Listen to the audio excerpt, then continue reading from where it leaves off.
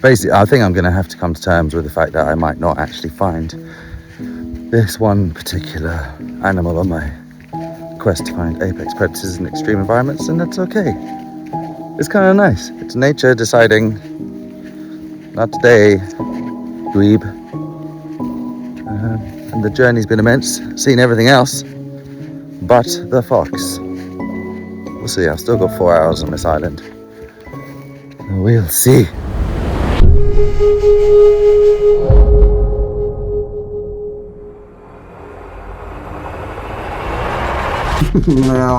Ready?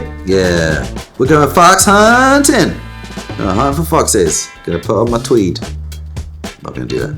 Welcome back to Where's the Arctic Fox? Last time I was left stranded in the Arctic Ocean twice. The Arctic winter storms causing havoc with our ride home. Standard procedure, innit? If you missed episode 2, I've left the link in the description. Loads of killer whales, maximum success. We had 2 down, polar bear, killer whale, 1 to go. Arctic fox, where's the Arctic fox? I thought I had this one in the bag, yeah. All my sources pointed to these 2 places. Getting to these places was way more dangerous than I had anticipated.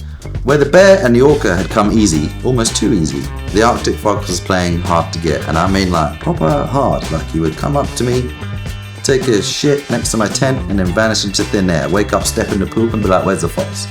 Foxes are pretty widespread in Iceland. It's fairly rare to see them, but generally you could find them all over. I'd been to Iceland over 40 times, and I had never seen one. But there are 2 main places, or 2 really good places where they are known to be found. The first one is called Þórsmörk in the highlands of Iceland, and the second one is in the Westfjords. I went to both. First up, Þórsmörk. What we do? We're going to Þórsmörk. You think it's hilarious? Famously difficult to reach, it involves driving through multiple rivers at varying levels of holy shit, I'm gonna die. Once you pass through the infamous river Crossau, you're in full Þórsmörk, translated as Thor's Valley. It's like an oasis of intertwining glacial rivers bookended by towering mountains with spiky crags that look like the faces of trolls frozen solid in the sunlight. It's crazy. It even has its own weather system due to the unique topography of the landscape. 2 problems, yeah? Well, multiple problems. Problem 1, how the hell could I get in? I'm a waste man, 36-year-old that doesn't know how to drive. I didn't want to join a bus full of tourists. I needed someone on the inside with a vehicle big enough and with big tires with a snorkel to get through the rivers. Problem number 2, where am I going to stay? Again, budget was limited, as is accommodation in the wilderness in Þórsmörk. Problem number 3, where were the foxes? Þórsmörk's massive. I needed someone on the inside that could direct me, you know. Foxes behave differently all over Iceland based on what they eat, what makes up their diet. And there were no obvious patterns that I could find. You know, like the otters, they're at low tide. The foxes, I got no idea. You know, the bears migrate to the sea ice, the orca follow the herring. I was lost. I had no idea. Needed someone who could tell me. Then the most classic Iceland thing happened. My friend Sandra found out that she had a cousin called Anna Jona. Anna Jona set me up with my girlfriend Kim, but also with her brother Baldwin. That sounds weird, but just stick with it. Me and Baldwin. She's one of those people that just knows when 2 people are going to get on. She's like a fixer. She makes it happen. She's like, you're going to be pals. Kim for romance, brother Baldwin for bromance and adventures. Just need to clarify this in case he watches this and he's like, I misunderstood the arrangement. Baldwin had just got a new Land Cruiser and he wanted to test it out. It's like a modified thing. It had a snorkel, it had elevated things on massive, I don't know the words, it's big wheels. Ideal for river crossings. Problem 1 solved. And then, I saw on Instagram that a dude I used to work with 15 years ago in a restaurant, a guy called Adrian, Spanish guy, super cool. He was randomly working at this campsite in Þórsmörk. I mean, like, what are the chances of that? Problem number 2 solved. I'm going to stay at his campsite. Can I stay in the tent? He was like, yes. Finally, another friend called Aaron, fantastic Icelandic photographer. Hi, my name is Aaron Lydia and I'm a photographer. Knew a guy known as the Fox Guy, and he lived in Þórsmörk all year round, even in winter when no one visits, and he'd become friends with this group of foxes. She was enlisted to join the expedition, and she introduced us to this man of the foxes, who didn't want to speak to me at all. Anyway, it was decided. Merry band of foxy weirdos set out to help me try and find my first apex predator. The fox. It's a fun fox. This is going to get annoying. Sorry. Is that for the foxes? Yeah, hot chicken. You say Arctic fox where you from? Iceland. Fox. Melrakki. Refur. Reppi. Wait, is that the whole name? Those are like different names. There's no Icelandic beer then. I don't really like Icelandic beer.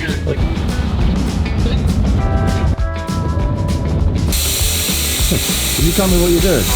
What am I doing? I'm deflating this a little bit because, well, we're not expecting crazy rough terrain upcoming, but you know, we want to have a nice grip, so we want more surface area of the tire on the rock, so we want it a little squishier. So we've driven the road towards Þórsmörk. I sound like a bell end. Thor's Valley, I can't pronounce it.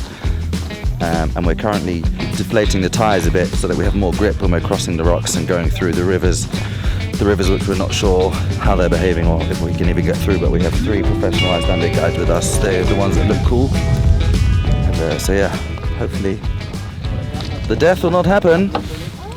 It seemed easy, a no-brainer in theory, but I was extremely wrong, of course. The river crossings were fun at first. Splashy, splashy good times, road trip vibes, a boot full of beer, the allure of a cozy tent surrounded by foxes, and then came Krossow, the river that everyone had been dreading. It's fed by glacial meltwater and it basically changes every single day depending on what's going on in the glacier. Sometimes it's a roaring torrent, sometimes it can seem tame, but underneath you've got these like sinking sand pits hidden underneath the rapids.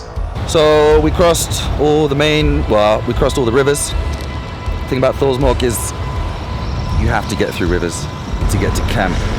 And unfortunately there's been lots of rain recently, and because it's summer, lots of glacial runoff. So the issue we have now is to try and cross this river here, which is called Krossow. Can we cross the Krossow? I don't think so. We just saw a bus try to go through. It almost kind of went over, did a somersault. So we'll see. Hi. Just making some calls with some other guides to see if anyone's had any other issues crossing this river. I've never seen these are. Yeah, we've got 3 professional adventure guides here, and to see them, they're not going to take any unnecessary risks, but to see them slightly nervous and question things makes for some great TV. I guess we should tell the audience that in Iceland, sometimes you're driving on something like this. It's a road, but then the road terminates, becomes water.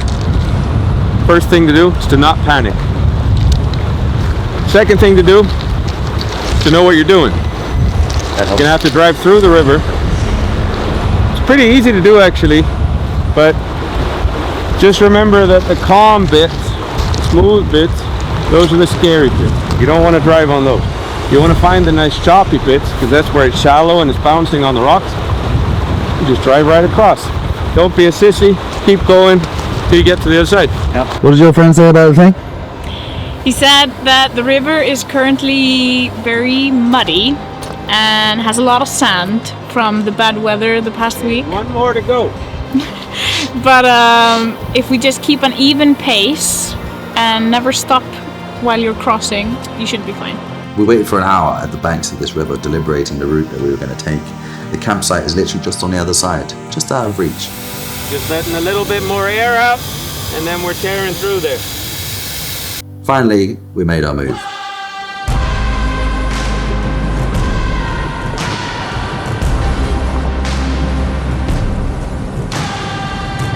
We made it, and I'll tell you, filming the crossing with a drone from the car is the most stressful flight I've ever taken. On the way back, we got caught in one of those sand pits and we're actually stranded on a mini black sand island.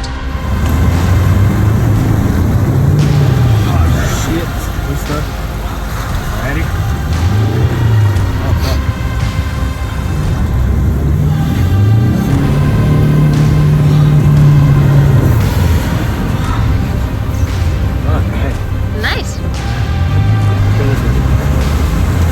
There we go. Well done. All right. Well done. Let's take a little breather. And for these crossings, you need momentum. At some point, the car's wheels will lose contact with the riverbed. So you need that momentum to guide you forward until you make contact again. Without momentum, you'll tip over, flow down the river. So you need to maintain a constant, steady speed. And we didn't have our run-up anymore on this tiny island. The Baldwin, of course, is like a boss, and he guided us back safely.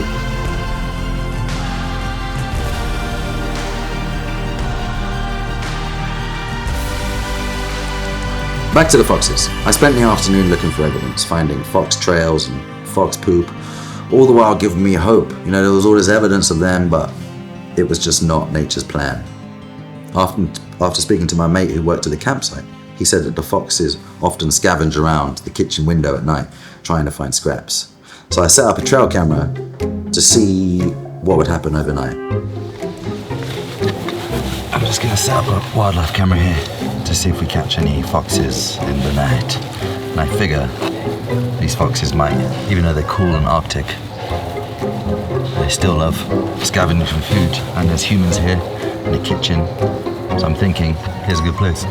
The next day I checked the footage and he was completely right. 2 foxes. I saw 2 foxes on the camera coming back and forth to that window. I just missed them with my naked eye. They were on the camera, evidence was there. I had to leave.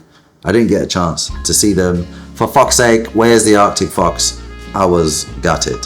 But for me, time was running out for me to safely visit the second location, which is called Hornstrandir, which is right out in the northernmost part of the Westfjords, only accessible by boat or like a week's hike through rivers and treacherous ground. You can only visit it in summer by boat, and summer was running out. This place is completely cut off. Rumoured to be one of Iceland's last actual wildernesses, it's the only place in Iceland where fox hunting is banned. Every image I'd ever seen of an Arctic fox in Iceland would have come from this place, from Hornstrandir. It's known for its like towering cliffs. It's just home to thousands of birds, puffins, surrounded by rich coastline ripe for shoreline foraging. It's the perfect place for Arctic foxes. So Kim and I, and a couple of friends, headed to the Westfjords. Along the way we seen them. We saw the puffins, we saw humpback whales, we seen seagulls flying around. See 3 of them. It seemed like the perfect summer, abundant in wildlife. So I began to get excited again.